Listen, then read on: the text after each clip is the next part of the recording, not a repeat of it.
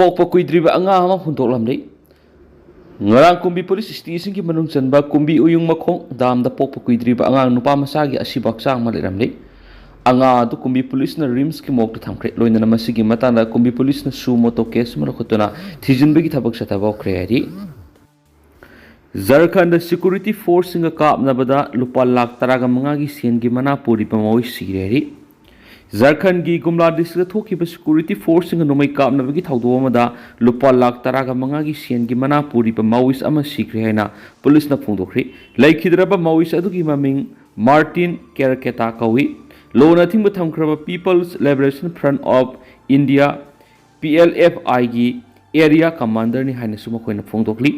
PLFI lo nothing but thamkraba CPI mawis tagi mase taraga semkhibane hari Lin sikpadagi masin mapasi Uttar Pradesh ki Siraba districta mahukan malin amana sikpadagi masin mapasi krena police na phungdokri police officer amana phungdokpigi matungina thawdo odu ngarang angan mada Siraba district ki Nagpur khunda thokibani Vaishabi sei taragumde amasum monu sei nipan ko masin mapadu makhoi yum tumduna lairingaida lin adunu salam khibani haina phungdokladuna mahanaiki makhoi ani khudakta hospital pukhatki adu sina purakli haina Doctor Singna Laptokiri Atopa media report Amadana Kangpok Piamasum Susampur Pauna Lambi blockade Punkun Tragataruki Manunda Hangduna Bakangali Kokizau Kangluki Missingbu Kangpok Pidiki Susampur Satpagi Lambi I think but Hamdivers Yamna Sokotabamasum Democratic way of Tawoni Maramadun I think Basipun Tragataruki Manunda Handokadavani Haina Working Committee of Kuki Civil Society Organization Akan Mopum Tamaki Working Committee of Kuki CSO Singi spokesperson Thangmi Len Kipgen gi matungina hawkiba July taraga mangadi ki satharagli ba matam kaktaba ating basinam lambi asi phawduna satliba sing asawbu sething pibudana tana sangdraba yadraba polam sing phangandri ating ba sin hanadi gi hauna khaibung tana dunu lakaba lamdam sid awaba masu nuaita be hena sokal lairi mari lainaba singa masum civil society group singa paksana Wata naraba matungda working committee ge maike digi khongjang asigi tungda kanana lepri haibadu mek singna khang mamni masai goeba agenda gi damak local tribal dynamics for radical elements singna manipulate tawri amasum radicalize tawraba Meitei supremacy singna foothills naga singbu kuki jaw amasum naga kongki marakta yingthi hanana bu khulai on seasonary hari Federation of Homing gi sapamsa jadumani amasum fox ki TS manihana leyangmai kangluki miyoi singbu kuki jaw gi miyoi singna toine satnari balambi thingba seasonary duna leyangmai gi sentiment sanari Loinana Federation of Homi amasum fox na singu luki kuki jaw kangluki miyoi singi nomgi sangdrabi yadraba polam sing puthok pusin tawbana seasonary balambi da athingba kya pina bo hotnari haina maral sikhi iramasigi matangna appeal ama tawraduna appeal kya tawraduna amasum khut thingjinmina ba haijarabusu district amadi central authority singna tumina laisile hari hauji oribe ethnic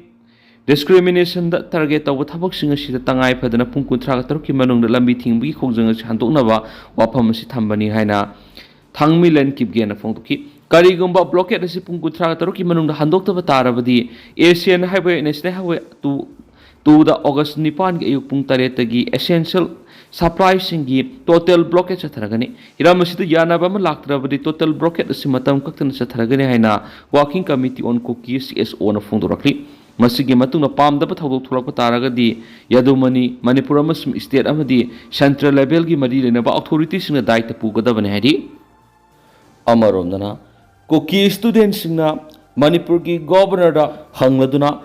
Susampur su civil service exam center ama open tawbinaba state civil service aspirants sing Manipur Susampur district ki miyoi nu phongdorakpa request tawraduna governor AK Balada Manipur Public Service Commission MPSC ki main exam asi Southern Hill District su pangthokpinaba phongdokri hauji state asida thokliba situation asida maram oiraga exam center asi thambinaba haiba wafam kya yauna phongdorakli Kanglaipa ki mairagi editorial MLA singbo leibak miyamna kari oina urangani haiba hauji phawba khangdribra Bara Sangvidan ki matung ina sahi manga ki lairaga pangthokliba assembly mikhalda lamdamasi voter oiriba miyamna mihut oina thakhraba MLA sing Bharat Sangvidana MLA amamamna piriba mathau manga madu ningthina pangthokpa ngamdana maming tegi oina leibagum tawribasi yamna lali Manipur thokliba sahi ani helaglaba lanasu MLA sing amatu oina punsinduna center ki lusingba singna taksinduna loisinanaba honabasung ngamdi masigi matakta anauba lenga ama semnaba MLA masing suna leirabasung ngasi phawbada anauba lenga ama semba ngamdana leibadagi president rule tha taruk sangdoki ba haibasi MLA singa asauba asoiba mani haibasi khangpam thui miyamgi asengba mihut singoirama tarabadi masa masagi thawdang adu sapsana pangthoknaba honagadabani adubu mamingtegi oina miyamgi mihut MLA oina leibadagi leibak miyambu makhoi leina awabada tahanduna masagi maramdam phawbada maning tamna sasaba ngamdana lehenbani Karigidamagta anauba lenga ama sema ngamdribano haibasi MLA singna masa masada wahang hanglaga madugi pakhum pipam thokpani anauba lenga ama sema ngamdaba sina takpani miyangi mihur oiribe MLA singi marakta puksel khujal tinadaba amaga yingthinabadagi apunba pangal thona sagatuna lengak sema ngamdabani haibadu ising singna taksari habi hari maduna miyangi mihur MLA sing leina Manipura President rule thamjin hanba haibasi masagi da khanba marepak Manipur miham gi damak da khanduna thabak tawba ngamdaba mipang da MLA singni haibadu mek sing uthokani maduna lamdam asigi penadraba miyamna MLA sing asigi magun haujikti manung thina khangba haibadu ori makhoi leina Manipura PR session thamjinba anauba lengak su sema ngamdaba Manipura thokliba lan solution ba honadaba maming tei goin MLA gi tolop saraga local area development gi phani khara phanglaga lesson machine laibak miyamna atuki matik penadri maduna maming tei goin lairibe MLA singa sina mathangi assembly election lakpa matamda mere oina songthorak pa tarabadi makhoi da voter oiribe singna vote pirakadra pirak loidra haibadu khangpam thui haujiksu matam lairi MLA sing ama toina punsinduna chief minister oigadaba lusing ba ma yenaba leitana khanduna anauba lenga ama siam ngamna bo khona pamthui maduna tana Delhi gi lusing musingda marebak Manipur kanana ba subna gi wahai ama phaw haijaba ngamdaba maming tegi oina MLA sing oiduna leiba haibadudi mina su line sunga yaroi adu amuhana miyangi mihur MLA oina bigi lambida sanglak pangamlaroi haibasi MLA sing khangna khangkham thui hauju Manipur miyam atuki matik awaba haibadu ori masagi maram namda maning tamna sasaba ngamdri supam nompham khangdre mahiroi sing lairik laisu ningthina tamba ngamdri nomu gi supam nompham khangdraba lairaba miyoi gi masing hengalakre tungi yumburel oigadori ba aikoi gi naharol sing lamjing lamtak pina ba amadi sembi sabina leitaba haibadu hauju ori oirakri ba piba masi kanagi mamang dano haibadi miyangi mihur oiribe MLA singi mamang dani adu punama asi khangna MLA gi pham konduna leiraga Manipura thukliba la lusina na bohona basungamdaba anoba lenga ama siamdun afaba lenga sasan gi mahawdu lebak miyamda phangan basungamdabana miyam gi mihur oiribe MLA singasi kari su kanadraba haibadu oire haina miyamna laungnarakliba si afabana ti haibadu khangsi loina haujik su matam leiringai anoba lenga ama siamdun Manipura thukliba la na solution tang du leitaba Manipuram ohenanaba MLA singna ama toina punsinduna lokham to ko thawdang adu lawba sungani haiba kanglei pakhi mairagi editorial myamda thamjari loktak pata khayom laktuna thawni thoram pangthokri komsi saida isingda taadun awana mi simina thoktana balaiba ki oina isingi lairembi ima iraima khurumduna loktak lairembida khayom piduna thawni jaba thoram laining thau sanamai temple board amadi ima loktak lairembi thawgal loktakna iyaida ngasi pangthokri laining thau sanamai temple board ki mai baloisangi sanglakpa salam mani luwangna lusingduna mai baloisangi sanglakpi sadokpam amurai amaibi sing RK mani tombi zonbam Indira yumam asa pena sisakpa thoksom kabi chandra ima loktak lairembi thawalupki thaumisingna iraima imagi thawgoloising oina saruk yakhi khayom piduna ima iraima khurumbagi thoramda laining thau sanami temple board ki maibam sanglakpa salam mani luwang phungdokibada loktak ta satharakliba thawong singna aki akhang awana misimina kya mamang na thokre aduna loktak lairembi imagi maphamna saidang duna hingliba miyoi singna nga phaba isang na pihekpa sakta ba sapada ima loktak lairembi asi tangai phadaduna loktak iyaida phaija konduna